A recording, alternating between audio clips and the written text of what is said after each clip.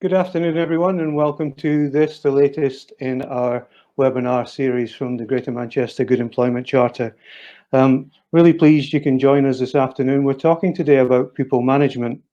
One of the key characteristics of the Good Employment Charter, but we want to focus today particularly on the changing landscape of management and the challenges that the pandemic and perhaps the post-lockdown period is presenting. Before I introduce our speakers on the panel today, just a bit of housekeeping. Those of you who have attended these before know this, but for those of you that haven't, best just to run through these with you. If you are struggling to operate the platform, it works best on Chrome. So if you're on another browser, maybe log out and then log back in with a Chrome browser. If you're having any issues through the webinar, just press the refresh button and hopefully things will become better for you. We have a Q&A tab, questions on the right-hand side of the screen. Please ask questions throughout the webinar. We'll try our best to get them to the panel as we move through the session. You'll also see on the right-hand side a chat function.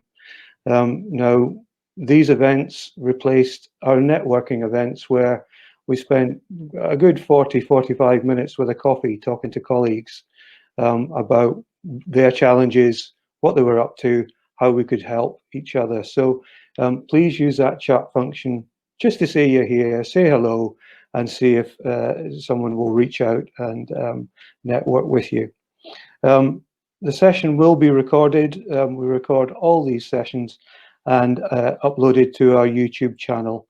And a write-up will be produced shortly, and that will be a form as a blog on our website after the event.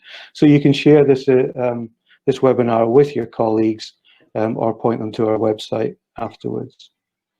Today, I'm delighted to be joined by three members of the panel. We have Ben Willmott, who's Head of Public Policy at CIPD.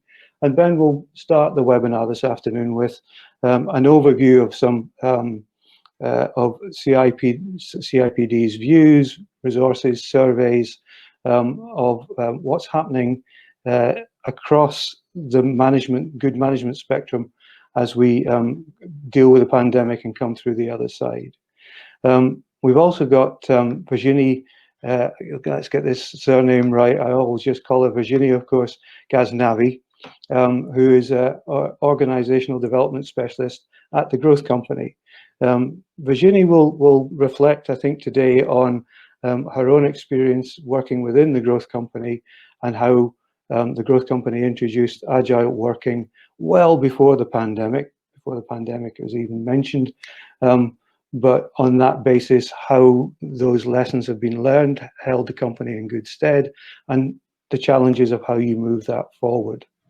And last but by no means least, Tricia Nelson, Workforce Advisory Lead Partner at Ernst & Young, key partner for the Good Employment Charter. And Tricia will give us her insights on the challenges that many of her clients have been facing and how EY have been supporting them. So without further ado, Ben, I'd like to introduce you, and the floor is yours for your presentation. Thank you. Thanks very much, Ian. Good afternoon, everyone. So I'm going to try and give a bit of an overview. I think the human and economic effects of COVID-19 have created unprecedented challenges for organisations and meant employers have had to transform incredibly fast how people are managed in different ways. And how businesses manage their people while they respond to their crisis will be absolutely critical to their resilience and their ability to recover once the pandemic is past, and as we manage through a recession, which we know is pending. I'm going to highlight some of the short and longer term effects of the crisis and the implications for people management. I'm going to focus more on employment relations rather than on skills and development in the workplace, because I think that is another presentation in itself, probably. So I thought I'd start with the job retention scheme. Obviously, this has been one of the main features of the first phase of the crisis, and we're now starting to see the path to the end of the furlough scheme in October, with employers gradually having to pick up wage costs over September and October, and also employers being able to bring staff back from furlough flexibly. And I think that in itself, how we bring people back from furlough is going to create significant people management challenges, both to make sure that the process is fair, that people are brought back without any discrimination or bias, and also to address people's concerns. So if people are worried about the return to the workplace, or because they've got caring responsibilities, for example. So again, quite a challenging set of circumstances sometimes to deal with. But also, we know that some employers are also already having to take the very difficult decisions to make staff redundant, which will inevitably have impact on staff morale. However, I think those employers that demonstrably take all steps that they can to minimise redundancies, and then really focus around consulting meaningfully in good faith before final decisions are taken, will be more likely to retain the trust and engagement of their staff going forward. And I think it's the quality of the consultation that's key, both collectively with trade unions and employee representatives, but also between managers and individual employees, and that will decide whether the process is regarded as fair, and how positively or negatively the organisation is regarded by staff, as the organisation, if organisations do have to make those difficult decisions around redundancies. Of course, another major feature has been the very significant and rapid shift to home working. And so this slide has data from a survey of 1,000 employers, which we published in May.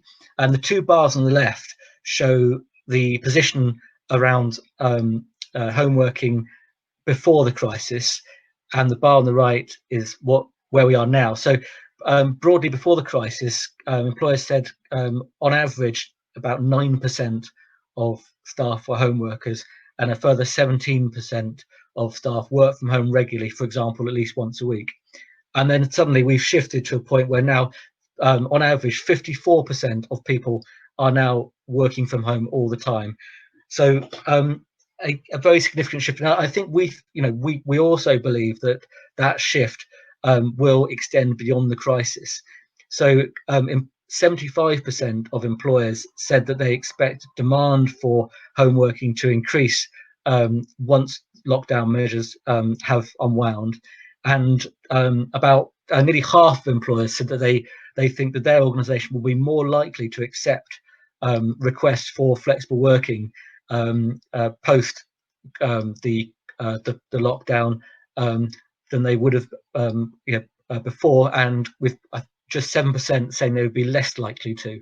So it does look that from a demand perspective, and also from an employer view, that there will be this significant increase in home working. And I'll touch on some of the challenges, the people management challenges in relation to home working a bit further on. And of course, the other massive change is the workplace. The workplace will look and feel very different, and that we know that some of the practical steps that employers are going to have to take to ensure that their workplaces are safe will involve a lot of careful planning, will involve very clear risk assessments, will involve things like changes to shift patterns, putting in place different types of social distancing measures within workplaces, and in some sectors the use of personal protective equipment.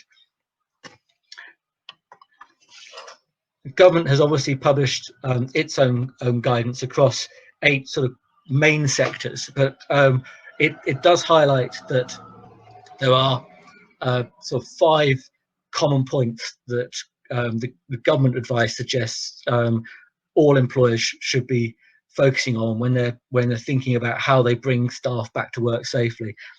The number one is obviously carry out a risk assessment, and this is not just about addressing the physical risk of infection, but also the risks to people's mental health. We know that anxiety is a very common issue. Our employee research shows that about 45% of people said they were anxious about returning to the workplace. So the risk assessment needs to look at both the physical risk, but also the mental health risks associated with return to work as well.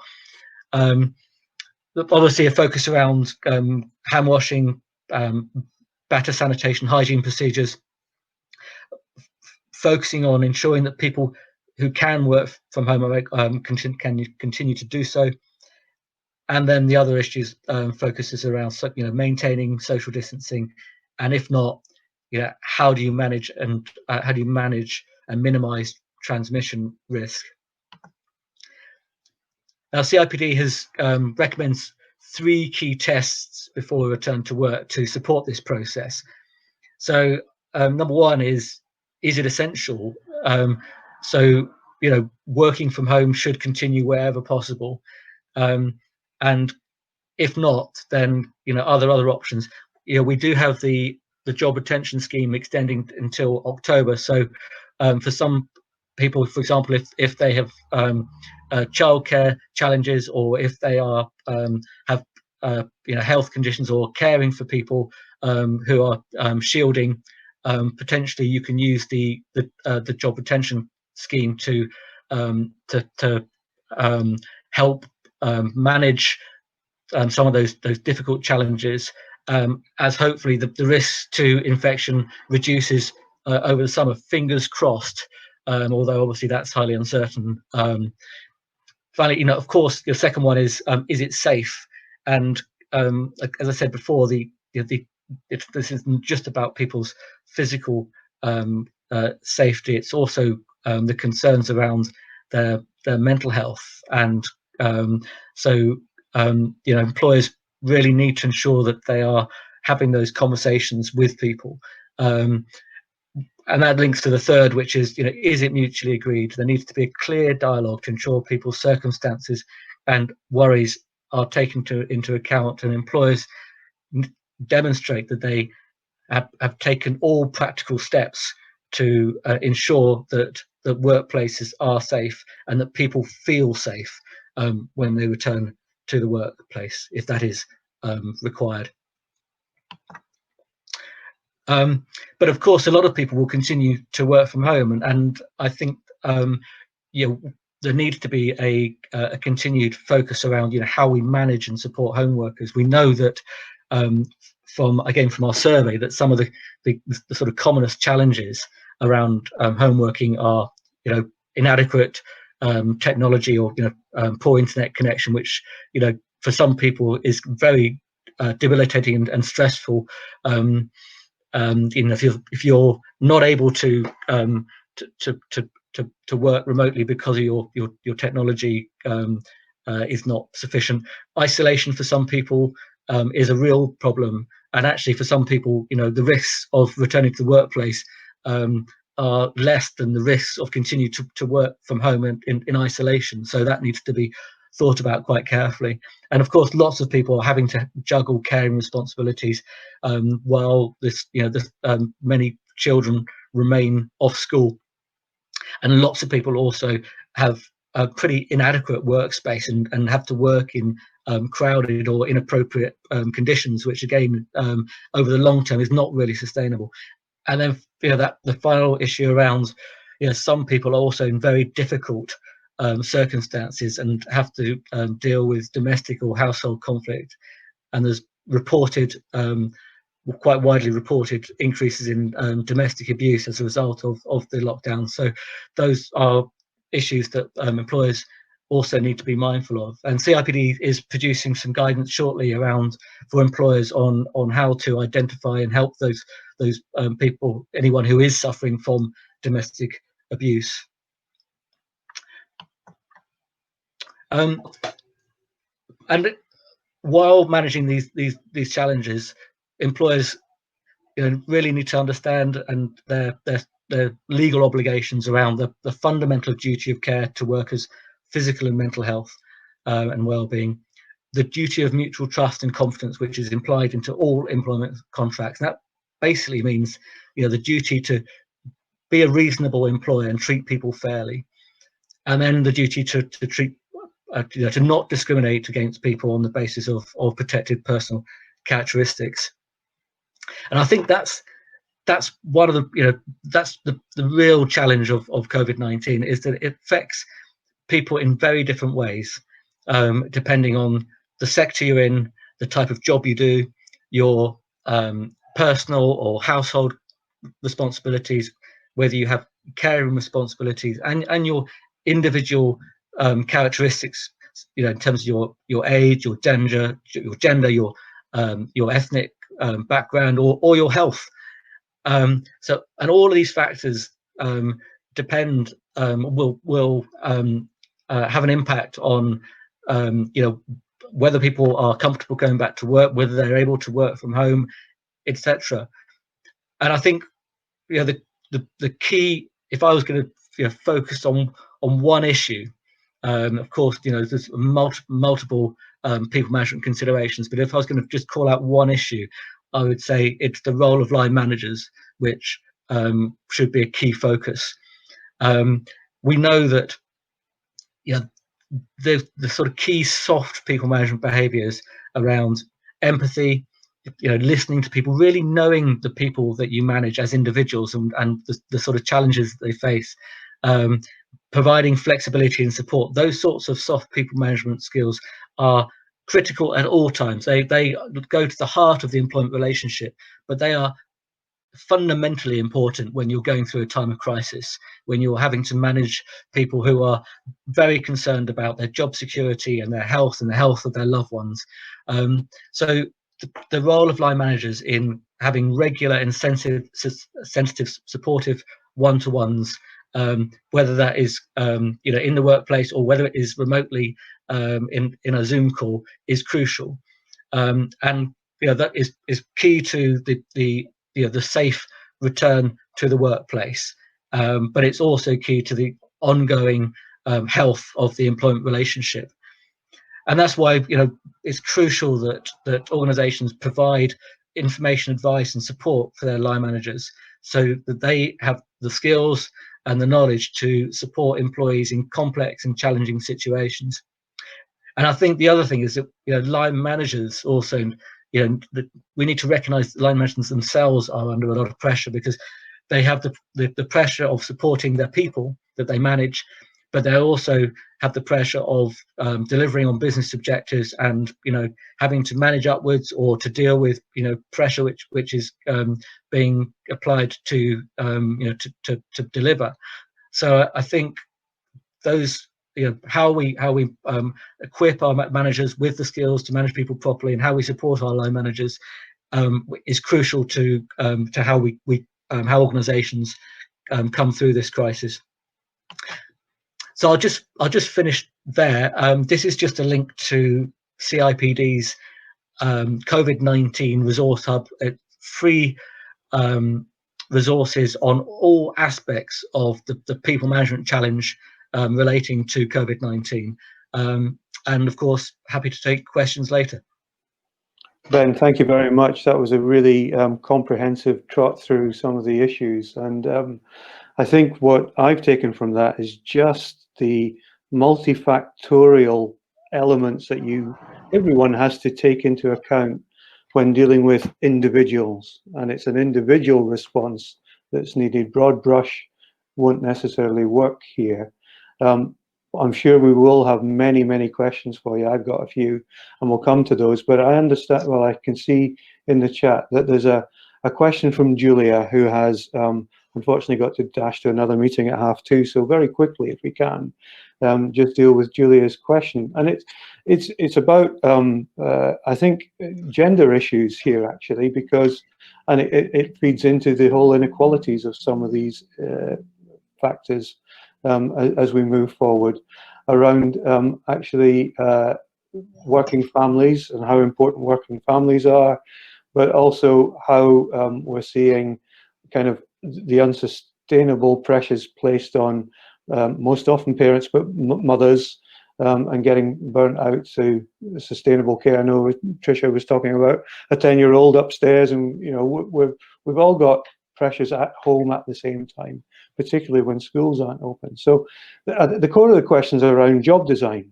and is there now the opportunity for quick, rapid reevaluation of some roles and jobs? Ben, before Julia has to nip off. Sorry, and was that to me? Yes, please. Yeah. I mean, I think you know, I think the point is a good one. Is that you know, it does.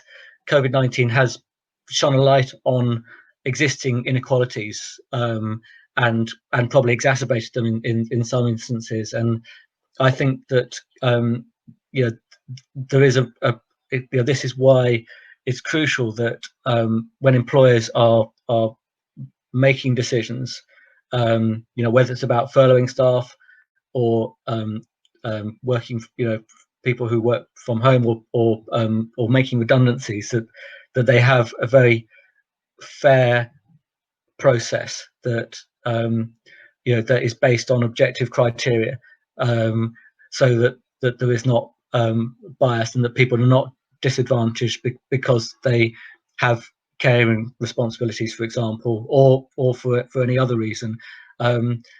I think the issue around job design is a good one, and I think, I mean, on the plus side, the you know, the crisis has demonstrated that you know, many organisations can be far more flexible than they have in the past, and you know, hopefully, I think, you know, the issue around childcare at the moment is a really difficult one, and will be a real problem over the summer.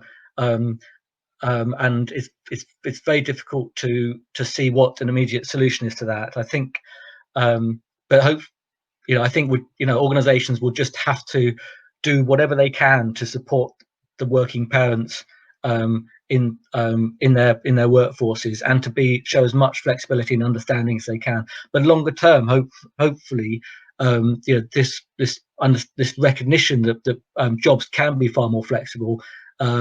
You know, hopefully that will help to address some of these issues. Thanks very much, Ben. I'm sure we'll come back to that in other questions. And just to remind everyone that there is the questions tab on the right-hand side of the screen, and it would be great if you could put your questions in there so we can moderate them and put them to the panel. I know that Ben's presentation will be available separately, as well as on the recording of the webinar as well. Tricia, can I turn to you now then? I mean, some of the issues that Ben has raised, I'm sure, are very prevalent in the businesses that you're supporting and working with. Your reflections on, you know, how things have moved in the last 3-4 months. Oh wow, I think we need a whole day for all of that, don't we?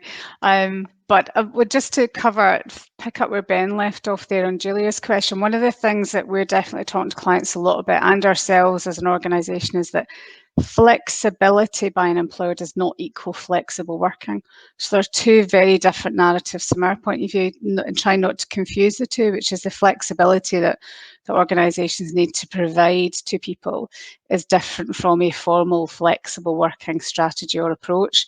And actually, you know, I've got, for example, younger men in our teams now who are very much core and part of that childcare system, who are changing on a temporary basis You know, there are things that we're doing, both ourselves and with clients, that mean that we're trying to make sure we don't confuse a flexible strategy with the flexibility that people need, which will often be more extenuous than maybe in the longer term.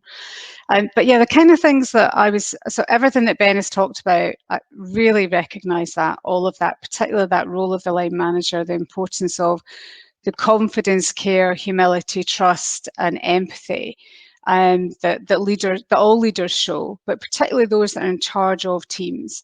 And that could be small teams where there's even more tension because there are few people there to share the productivity and shift load in a manufacturing site, say, or hotels. I noticed we've got Dakota Hotels on here.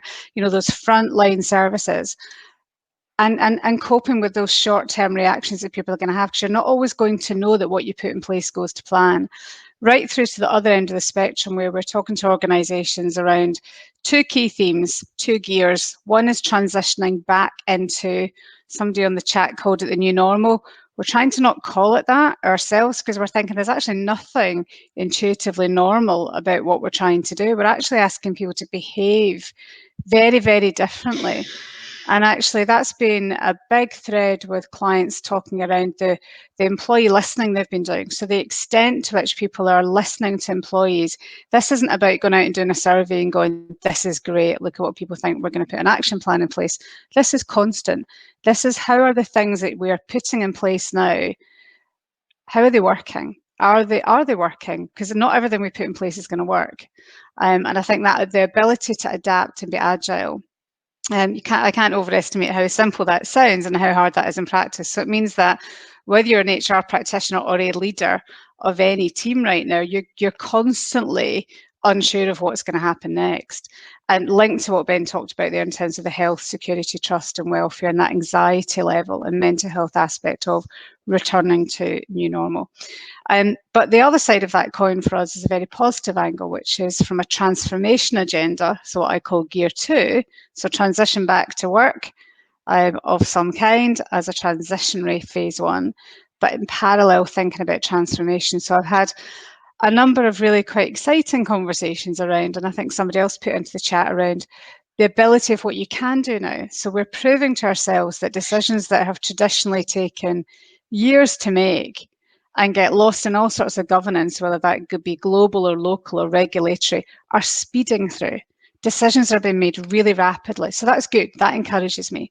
The second aspect of that is that decisions that sometimes take, 10 years are taken 2 months, and decisions that might take, 2 months are taken 2 hours. Think about how much we've had to adapt at the beginning of this pandemic. So technology undoubtedly at the core. We've talked, I won't reiterate that.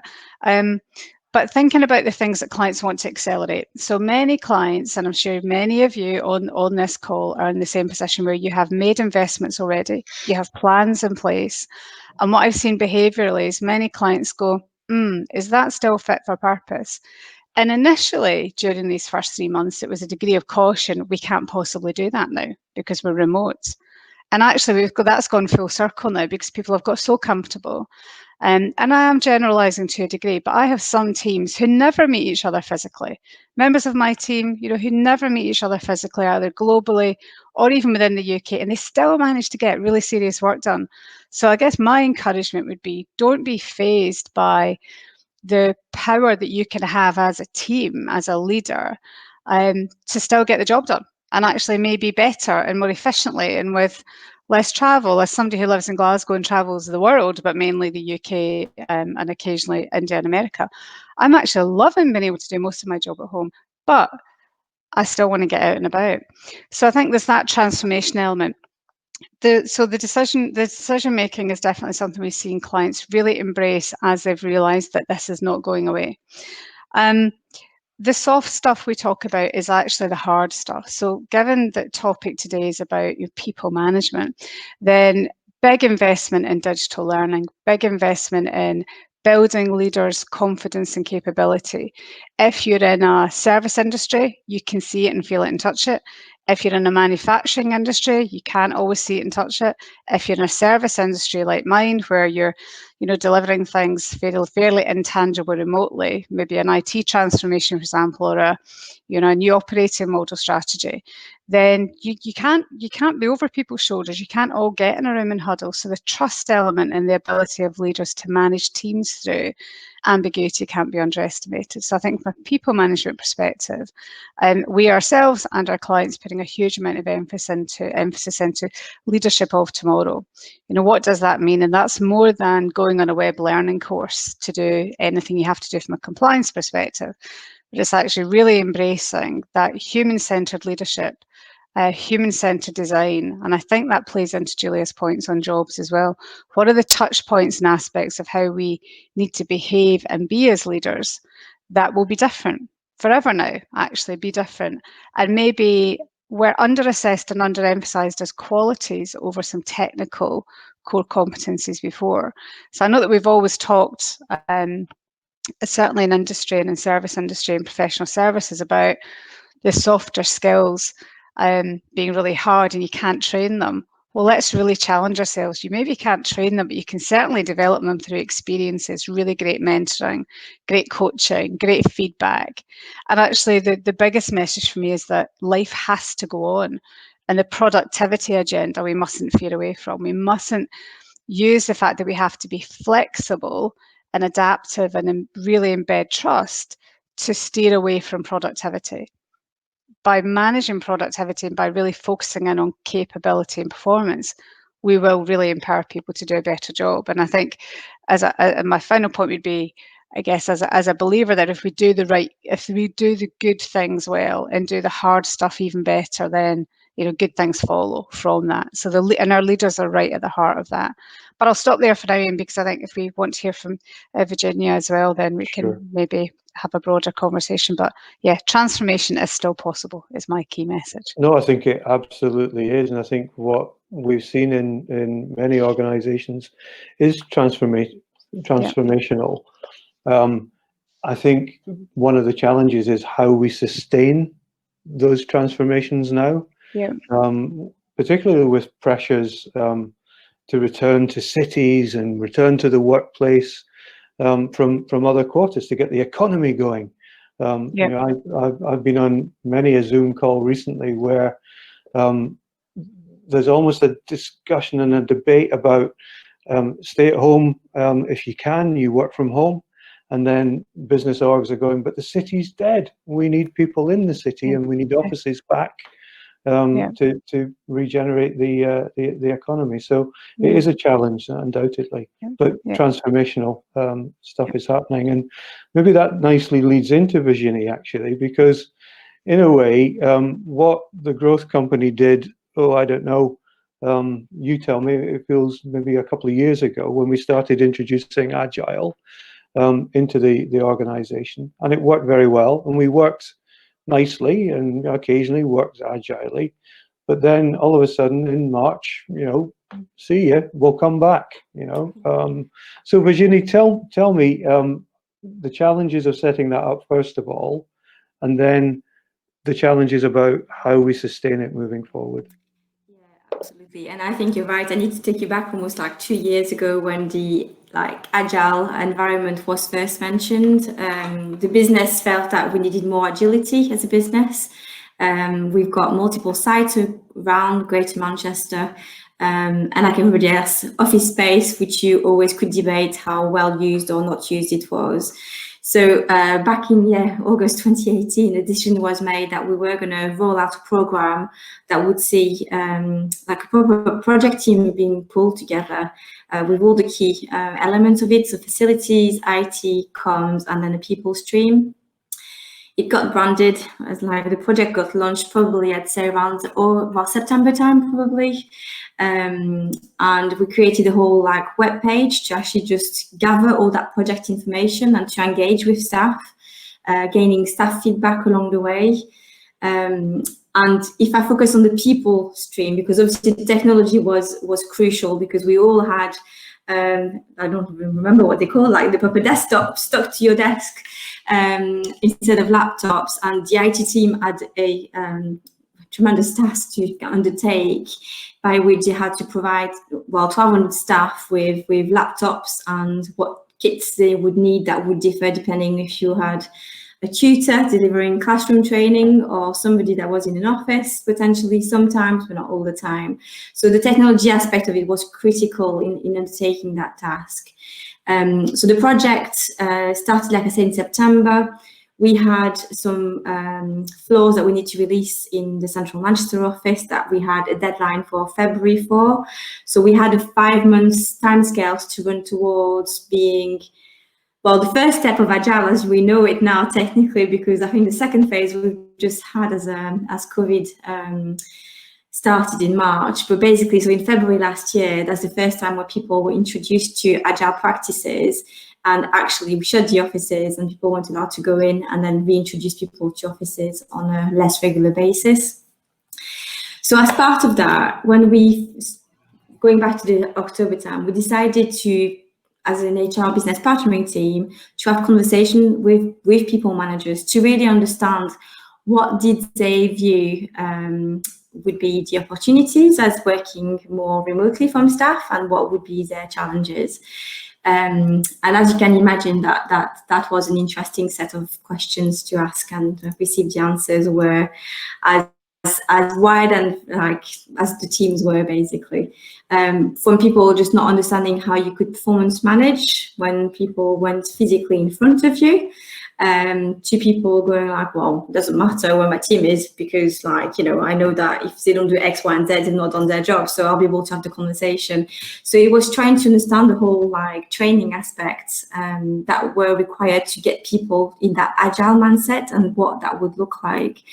So as part of that, we developed with a trainer, an external trainer, 4 sessions that focused people managers on what Agile was, what it was, what it wasn't, trying to kind of look at what to expect when we were going into that environment. And at that point, just to give you an idea, we were looking at probably a couple of days working remotely. So most of your working week would still have been based in a office environment, whichever one it might be. So an introduction to Agile, performance and leadership styles, to understand how people tick, how you make them tick, what can switch people off when you're remote, personality and communication, and then engagement and empowerment. So that's the 4 sessions we put forward for our teams, and asked colleagues across the business. We've got 250 managers to undertake those sessions and to really try and get the learning embedded afterwards, and revisit what they'd learned and what was useful, what was not useful. Alongside with that, in the January, so just before, we launched a health and well-being for managers in order for them to understand how what kind of mental health concerns staff may have, how to have conversations that they would probably feel quite uncomfortable with holding, and really again trying to give them the people skills that they need to performance manage, but also the human side of it. So trying to balance the two, which is quite challenging, because some people just like to go into task focus, and the personal element on how somebody might be, or as we've seen nowadays, we've mentioned already, working parents and how they're feeling, people isolated, that can't work from home because it's not good for their own health and well-being to stay at home. How do you engage with those people? Because the likelihood is that they will probably take themselves away even further from communicating wherever possible. So trying to give them really a full view of what that looked like. So that was, I would say, the journey that we were still on when March came on the way, and still the training was still being taken up, etc.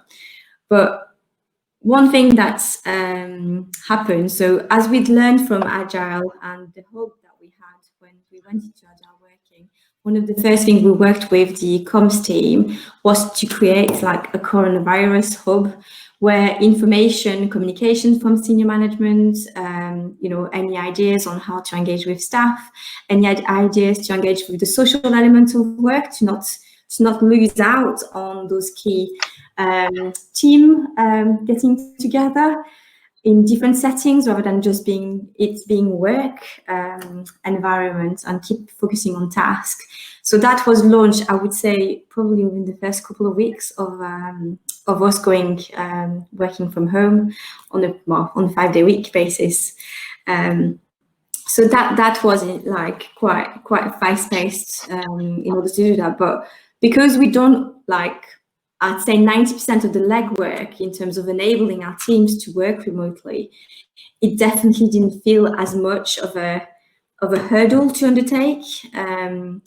And we undertook a survey back in just about like towards like the end of June, so probably 2-3 weeks ago, to ask people how they were feeling, how were they engaging with their line manager, was they engaging enough, was they getting the information they needed from senior management? Did they believe that we were taking the right steps to reopen offices, as you mentioned, Ben? You know, did they feel that we would make the right steps in making sure they were safe to coming back to work when they needed to? And we had about 73% of people replying to the survey, which we're really pleased about out of 1,200 staff. That was a really positive outtake. I think the greatest survey feedback we've had since I've been with the growth company. So it's definitely a positive. And out of those, 90% of people said they felt supported by their line managers during this time, and they could have conversations, they had access to managers, they had conversations around performance management and well-being.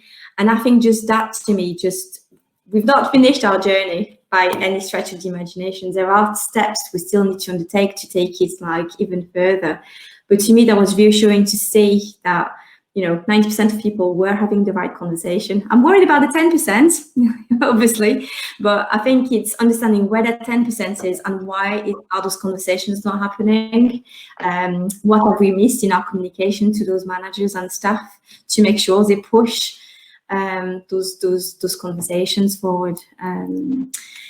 So there are some aspects that we've looked at, and I think some of it's going forward in terms of training, and I agree with your point, Tricia. It's not just about putting people on sessions, but I think some of it is just getting people to think about what they might not have thought about as well.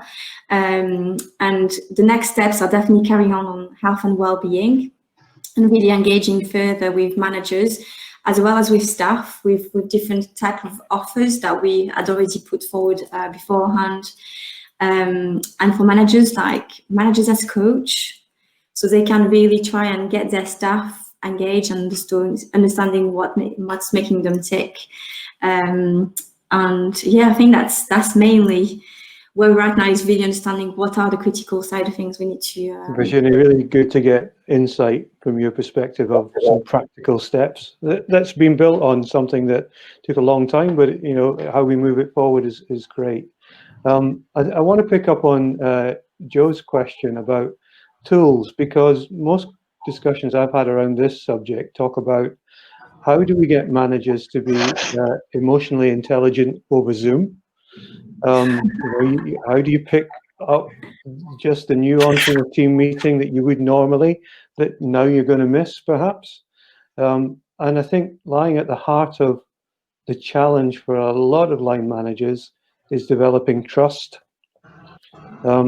Trust key to this nature of working, and I think a lot of people have discovered trust through the last 4 months, that they don't need to be sitting on someone's shoulder all the time, and they will deliver. But I think perhaps, you know, have you got tips or tools that you can kind of address those issues? Ben, have you got some insights? Yeah, we've done quite a lot of research into line management behaviour and the link to engagement and well-being over the last back 15 years, really. So we did some research which looked at what are the behaviours that support people in terms of employee engagement, their morale, but also how do you prevent and manage stress and burnout. And we've got a competency framework which we're going to do some further development with and turn it into some more practical tools. But broadly, it identifies sort of 5 key areas, and I'll go very quickly through them. But I'll send a link to the research afterwards, because I think it's really good. So first one is sort of, how do you turn up at work? So your leadership as a line manager, are you do you pass pressure on? Are you always available? Those sorts of things. Your sort of emotional equilibrium, I suppose, to a degree. Then there's the issue around how the proactive management of conflict and other problems. So the importance of early intervention. Don't let things lie. If you nip issues in the bud, that stops them from escalating. So the whole, including around how you manage absence, how you manage conflict, or any other problem. And then there's the third one is around managing the individual, which is, this is crucial about the people getting to know people. This is crucial. Managers need to know the people that they manage as fellow human beings. You've got to spend time talking to them about their lives, not just about work, because otherwise that's how you get to know them as people. And if you get to know them as people, they will trust you, and they will open up and they'll talk to you. So that issue around managing the individual, building trust is crucial, and that's crucial to managing inclusively as well. So do you understand the perspective of people from different backgrounds, as well, when you're managing people? And the fourth area is around, more nuts and bolts, clarity over communication, setting clear objectives, providing constructive feedback, probably the more sort of transactional elements of people management, getting it right. And the fifth one is around supporting people in their career development and training and development. Those 5 areas we think are at the heart of good people management. And I think the thing about people management, it's not the what of people management that matters, it's the how. And I think that is crucial in how we train our managers in modern workplaces. So yeah, and there's lots of guidance on the CIPD website on this, and we're going to be spending a lot of further developing a lot more resources on this sort of, how do you help managers manage people, particularly around those challenging issues that they have to deal with when they're managing teams in different ways. Ben, that's a great bullet list, and we'll certainly send on the research. If you can send it to us, we'll send it to everybody on the call. Tricia, you were nodding through that. You got some? Yeah, I was, because I think, yeah, I mean, as a company ourselves, but also with clients, we lean very heavily on the high-performing teams framework, a Lencioni model. There are others, but that's the one that works for us, which has that pyramid where trust is at the foundation at the bottom, and you don't really progress as a mature team until you move through trust. And there are a number of really simple, quite engaging exercises that you can run. It doesn't have to be an 18-month program, but that you can run to just start to unlock trust. The biggest thing that I've noticed is people really adapting who likes being on camera, who doesn't, who's good at audio, who isn't. Our deaf and hard of hearing network, for example, when we're using Microsoft Teams, understanding where the caption finder is. So although we use all this technology all the time, we don't always use it to its full potential. So we've used our digital apprentices, our most junior staff, and said, right, have a good old rummage in the tools that we use and understand the full capability, and then running briefing sessions with ourselves. For those of you dealing in multi-languages as well, the translation capabilities of some of the technology we have, and that's just as good for accents. So you've got, there are certain things that you can do that you'd never have to think about previously, that are within your fingertips that you can use. So yeah, I would say, rather than it be big radical things, use what's in front of you really well, and really engage and empower people to build trust. If you can get that trust foundation, then you can really build on top of it. There are some brilliant listening tools out there, really good. On Million U is a platform that we use. It's, bringing in simple, cheap technology to your organization to genuinely listen on an ongoing basis. That's something I would definitely encourage you to do. Thank you, Tricia. I don't know how anybody would have difficulty with your accent. I mean, I can understand it perfectly. I have been told I'm more Scottish during lockdown. I'm not quite sure what that means, but I'm very Scottish. I'm very proud of it. It's nice to hear. I've been out of Scotland longer than I've been in, but I've still got a bit of a twang. Yep. Virginie, moving to a beautiful French accent. The full spectrum. What insights have you taken around those particular issues around trust and emotional intelligence? How have they been embedded in the growth company through this phase?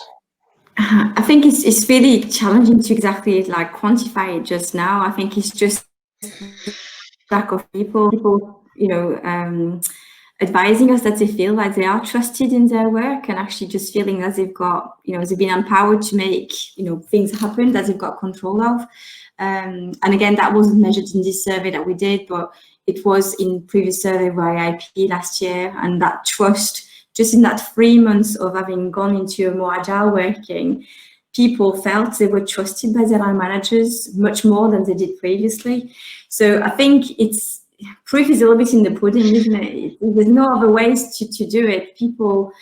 Some people just won't be able to let go as managers and will still breathe down their neck and switch their people off. And I think it's just allowing for that feedback to take place between managers and colleagues, which is something else that we are working on, but it's about landing it at the right time.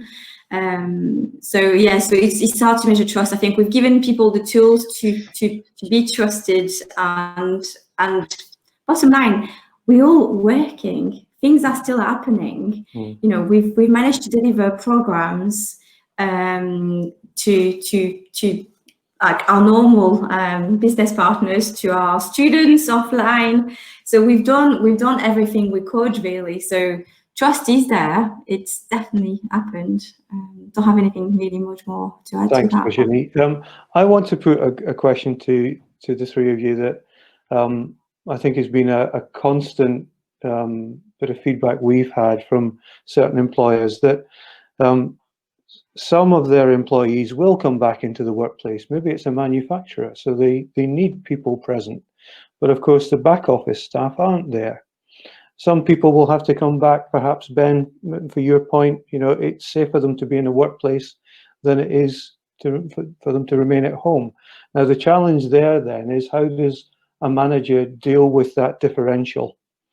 How do they deal with that fairly? How do the team that has come back into the office, how are they managed in the same way as maybe someone that's in a shielded household or is shielding themselves that can't come back into the workplace yet? And I think that's a challenge that we have to be aware of, that we don't treat people unfairly and unevenly through this. But any insights on how we manage that, Ben, Tricia? I mean, it's very difficult. I think the important thing is to be very transparent about why decisions are taken, and to try and ensure that there is you know, a consistent approach. But if you know, there needs to be exceptions because of individual circumstances, then you know, it's clear that is made clear as well. So I think it's you know, trying to and I think it's that challenge, you know, around you're trying to be fair and consistent, and yet you're also having to manage the different challenges that the individuals face in different ways. So so I mean, I don't think there's any easy answer, but I would say that if you are as transparent as possible about why there are differences in approaches, and you explain what the approaches are, and you try and ensure that people are you know, where you can mitigate people's concerns, and you know, to help address those issues, then you go the extra mile in doing that. But I think it is one of the really big challenges of this crisis. Sure. I mean, it's communication and real sharp awareness and overcompensation, almost, isn't it? Tricia, I'm going to add on to the question because Sharon's just asked a really nice one. How do we manage people who refuse to return back to work and express anxiety in doing so? I think this is probably more one for Ben than it is for me, to be honest. I mean, I think they're linked. They are linked between the part around that unconscious bias as well, and it comes into the parenting aspect. At the early days of talking about return to work, it was assumed that, for example, parents might not want to go back to work or be able to go back to work, but there are actually a lot of parents really desperate to get back to work and want that normality. And I certainly am glad my children are a bit older at the moment because it's easier to manage. And I think that anxiety is such an individual thing that because you can't see it or someone hasn't had it before, you can't say they don't. You have to be really careful. So I think Ben nod, yep, absolutely. You've got to be really careful. These are individual situations. So again, back to transparency, understand the situation, great counselling and performance management. So if somebody is, either not genuine, because you will also get that, you will have people who are perfectly capable of coming into the office and may want to use that, not to, or to the workplace in whatever shape or form. So you have to be able to identify what's authentic and what isn't. And that keeps coming back to people management skills, communication, listening, patience, I would say, not jumping to conclusions, and just good old leadership and management. Get the evidence and then you can deal with it. And obviously then it's in your HR processes and protocols to go through if somebody is genuinely sick and not able to come into the office. Tricia, thank you very much. Amazingly, our time is almost up. It's amazing how quick an hour goes when we're having these interesting conversations, which I'm sure will lead to further conversations, and certainly the need for perhaps other sessions on threads of our discussion today. So normally we would have a round of applause and thank you all, but I'm sure everyone in the background is clapping furiously. They'll now run off to find out what the Chancellor has said earlier today, particularly about furlough, which is quite interesting. £1,000 bonus if you keep your furloughed staff on until January. If you look at the BBC website and Twitter feed, they've done nice, interesting little sum about what that means for you in terms of pounds and pence. So yeah, have a look at that. It would be really interesting. Our next webinar will be around the subject of disability, picking up some of the inequality issues, particularly as we return. And we could have had a whole hour again just talking about that. And we will have a number of interested parties and experts talking about that in our next webinar. So it just leaves for me to thank everybody for attending.